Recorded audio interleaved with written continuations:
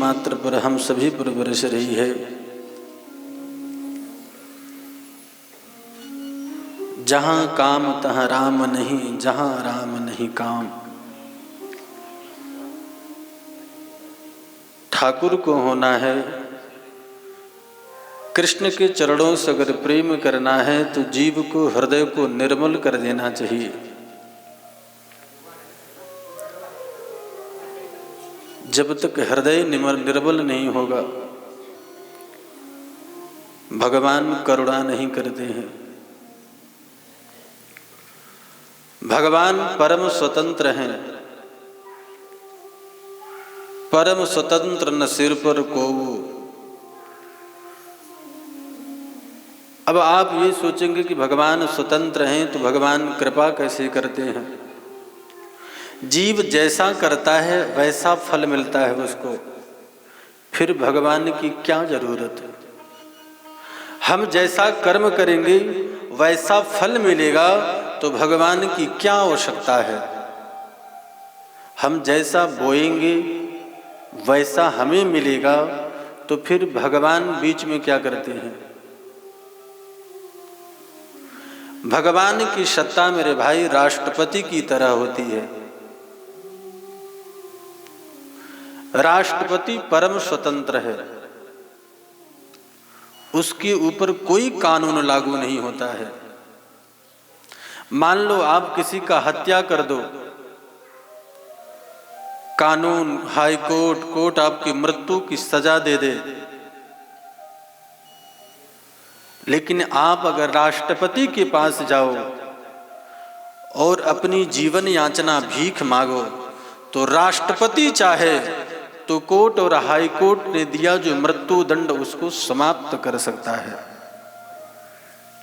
उसी तरह हम जो बोएंगे सो पाएंगे, लेकिन अगर भगवान के चरणों में हम अगर रह जाएं, भगवान के चरणों में हमारा जीवन समर्पित हो जाए तो भगवान अपना बना लेते हैं, जीवन का दुख और सुख समाप्त कर देते हैं। इसलिए चाहिए जीव को कि हम भगवान के शरण में रहें। भगवान हमारे हैं और हम भगवान के हैं। हम राम जी के, राम जी हमारे हैं। जीव की जिस दिन ऐसा भाव जागृत हो जा मेरे भाई, फिर उसको दुख और सुख का आभास नहीं होगा। लेकिन सबसे बड़ी विडंबना ये है कि ये जीव को विश्वास होना कि हम भगवान के हैं, भगवान हमारे हैं। संतों की चरणों की कृपा हो। आइए कल की कथा में हम और आप चलते हैं। कल की कथा हम लोगों ने श्रवण किया कि वेदव्यास जी ने एक वेद को 4 वेद में परिणत किया और 4 वेद के अनुसार पर 17 पुराण की रचना की। नारद जी के कहने पर श्रीमद् भागवत महापुराण की रचना की। 4 श्लोक चतुष भागवत में 18,000 मंत्रों का विस्तार ग्रंथ बनाया। शौनकादिक ऋषियों ने पूछा, महाराज ये परीक्षित कौन है। आप कह रहे थे कि ये परीक्षित को 7 दिन में मरने का श्राप लगा था, ये परीक्षित है कौन। परीक्षित के माता पिता कौन हैं। सूत जी ने कहा कि मैं परीक्षित की जन्म की कथा आपको जरूर सुनाऊंगा, क्योंकि परीक्षित की कथा से कृष्ण कथा का जन्म होता है और जिस जीव की जीवन की कथा भगवान से जुड़ जाए उसका जीवन धन्य हो जाता है। इसलिए शौनकादिक ऋषियों के समक्ष श्री सूत जी ने कहा कि कौरव और पांडव का महाभारत युद्ध समाप्त हो रहा था। कुरुक्षेत्र के रणांगन के मैदान में दुर्योधन पड़ा हुआ था। भीष्म अपने गदा से दुर्योधन का जंघा तोड़ दिए थे। मरणाश्रम में पड़ा हुआ था दुर्योधन।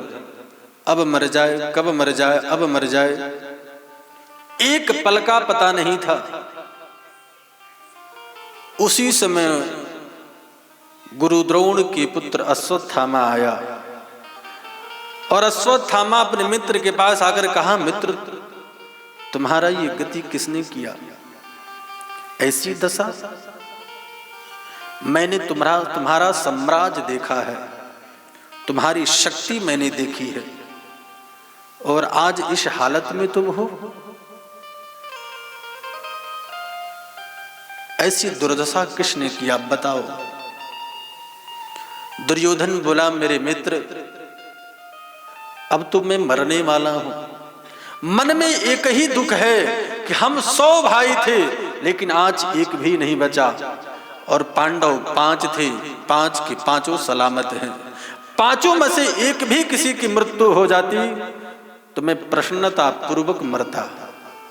अश्वत्थामा बोला, बस इतनी सी बात, तुम चिंता मत करो, तुम एक की बात करते हो, मैं 5 को 5 मार करके लाऊंगा, तुम बिल्कुल चिंता मत करो, अपने मित्र पर भरोसा करो। मैं तुम्हें कहा करता था कि तुम मुझे सेनापति बनाओ, मुझे सेनापति बनाओ, लेकिन दुर्योधन आज भी वक्त है, आज भी समय है, तुम मुझे सेनापति नियुक्त करो और फिर देखो मैं 5 पांडवों को क्या हाल करता हूं। अंतिम बेला में दुर्योधन अपने रक्त से अश्वत्थामा का तिलक किया और कहा कि आज मैं तुम्हें इस युद्ध का सेनापति बनाता हूं। अश्वत्थामा चला है, मन में विचार करने लगा कि पांडवों को गाजर मूली थोड़ी है कि मार के चले आएंगे।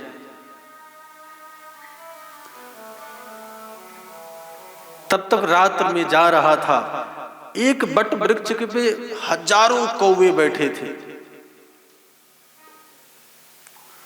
और बीच में एक उल्लू आया। उल्लू के आने से कौवे भर्र दौड़ गए।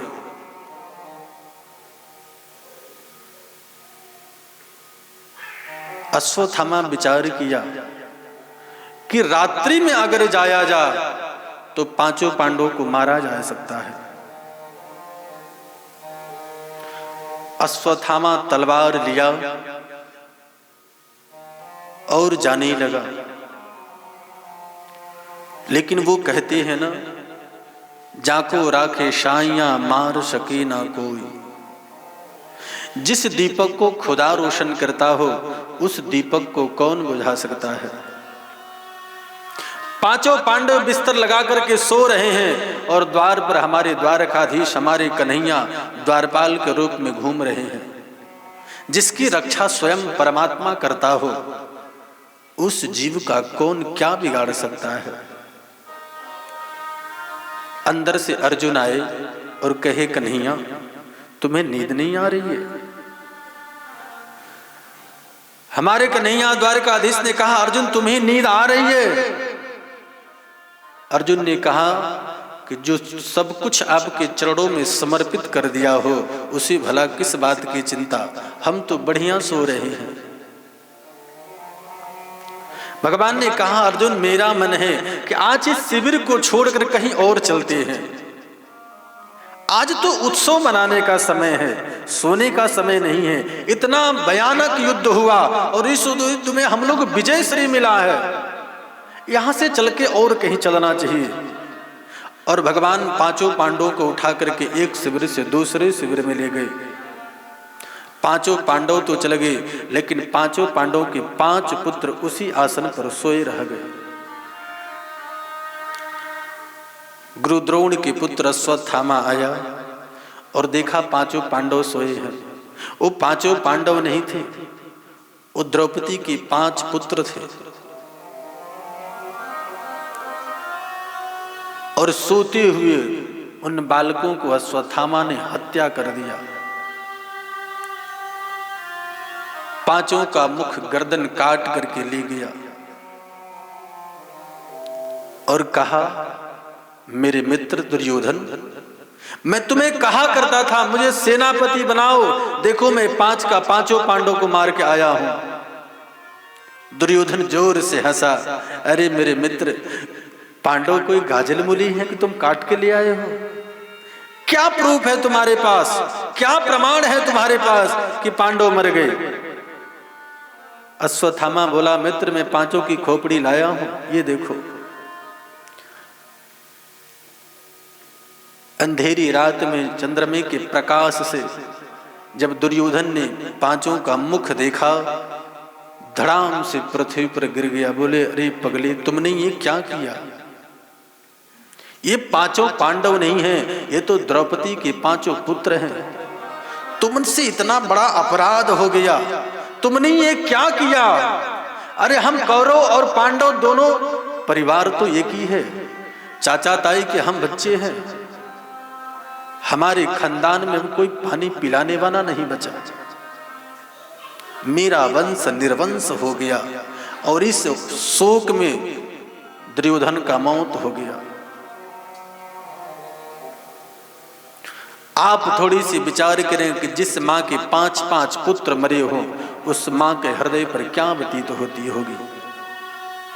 जब द्रौपदी को पता चला कि मेरे पुत्र को किसी ने मार दिया है, करुण क्रंदन कर रही है, रो रही है, बिलख रही है।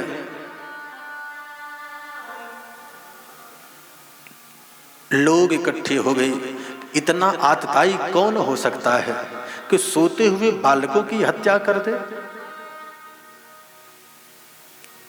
अर्जुन अपने गांडों को लेकर के खड़े होकर कहे, द्रौपदी, मेरे पुत्रों को मारने वाला व्यक्ति आकाश पाताल पृथ्वी में कहीं होगा। आज मैं तुम्हें प्रतिज्ञा करता हूं कि वो कहीं भी होगा, घसीटते हुए तुम्हारे पास लाऊंगा। और गांडीव लेकर के अर्जुन चल पड़े। अश्वत्थामा देखा, अर्जुन मुझे मार देंगे।